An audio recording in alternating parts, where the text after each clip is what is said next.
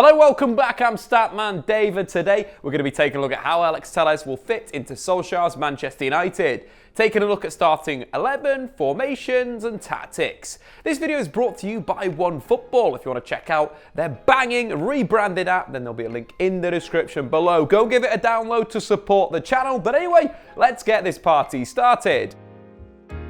After much deliberation, Manchester United have finally got a new left back, signing Alex Telles for around €15 million plus add-ons, with the Brazilian international signing a 4-year contract at the club with an option for a 5th. But how will his arrival change Solskjaer's setup? Before we answer, we need to know a little bit about what type of player he is. Now, we've touched quite a lot on him recently, but we'll keep it brief here. Basically, Telles is an attacking left back, a passing, creating fullback in the mould of Trent Alexander-Arnold or Joshua Kimmich, as opposed to maybe more of a dribbler like an Alphonso Davies or a Hakimi. Telles has wonderful technique, which allows him to be very effective in the final third, not just from open play, but from dead ball situations too. From these positions, he's got a wicked delivery, which sees him putting great shape and whip on his deliveries, often resulting in a shot on goal. And as you can imagine, he can deliver from open play too. Often he takes up a very wide position in the final third, where he's got the most time and space to receive and decide on his delivery. Whilst his technique allows him to send in pretty much every type of delivery, I'm talking floated, curved crosses to more low-driven deliveries. Regardless of the cross, his accuracy is always on the money, which means he offers a genuine threat from wide areas. And this is what he'll bring to Manchester United, a real attacking quality from left fullback.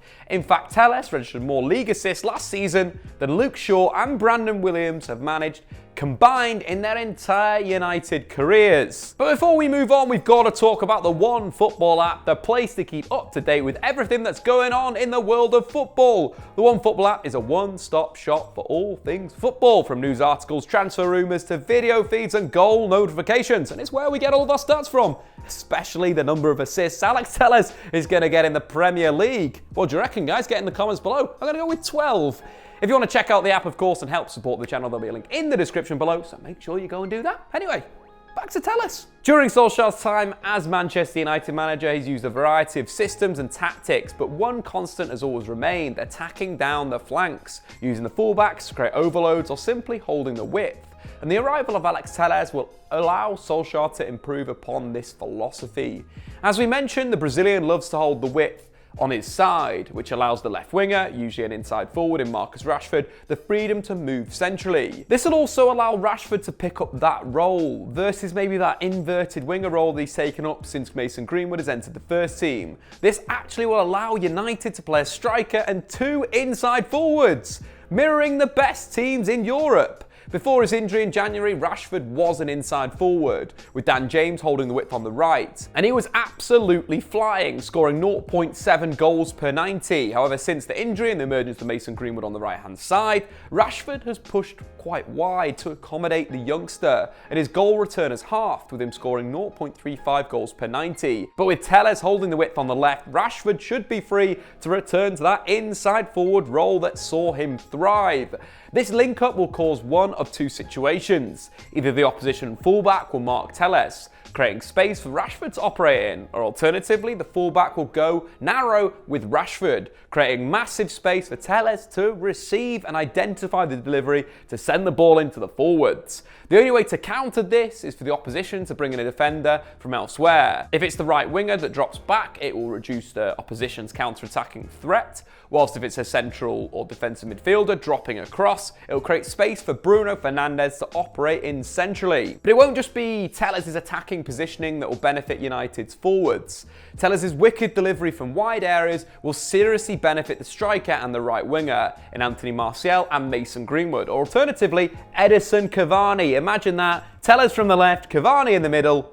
Gary goal time. But going back to Martial and Greenwood, neither of the pair are huge aerial targets, which mean that Telles may have to use low passes or those dangerous whip crosses to give them an edge on Premier League defenders. Deliveries, of course, that Telles can do. He's created countless chances for Porto by sending in whip crosses to both the near post, where Martial could take advantage of it, nipping ahead of the defender, as well as to the far post, where Greenwood could take advantage by arriving late and unnoticed. Telles will bring a consistent wide threat from the left flank with his crosses.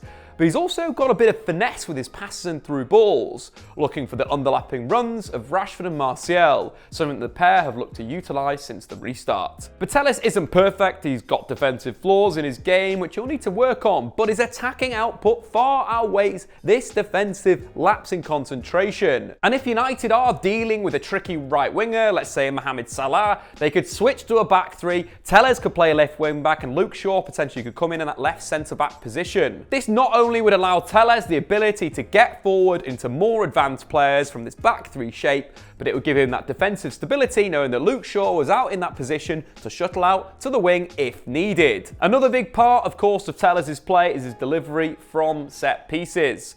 Over the last 3 full seasons, Alex Telles has registered more assists from corners than any other player in Ligue NOS. We saw with the January edition of Bruno Fernandes what impact a good set-piece taker can have. But now with Telles, United have 2 dangerous set-piece takers. And even better, one's right-footed and the other is left. Which means that no matter which side the corner is, they can send in dangerous in-swinging deliveries from both sides, making Harry Maguire an even more dangerous target and possibly making the difference when it matters. The signing of Alex Telles is arguably the most important of the transfer window. United now have a left back that can fully unlock Marcus Rashford ahead of him by adding attacking quality from deep. In fact, over the past 3 full seasons, only Joshua Kimmich, who plays in midfield now, has registered more assists from fullback than Alex Telles. And this quality will allow the winger to operate closer to goal where he's at his best. And his quality from wide areas will help the development of both Anthony Martial and Mason Greenwood to score even more goals. But anyway guys, what did you think? Will Alex Telles be a success at Manchester United? Let me know what you guys think in the comments below, and of course, download OneFootball. It's amazing! We'll see you next time. Statman Dave, I'm out of here. Thanks for watching. If you've enjoyed this video, why not check out some more content on the Statman Dave YouTube channel.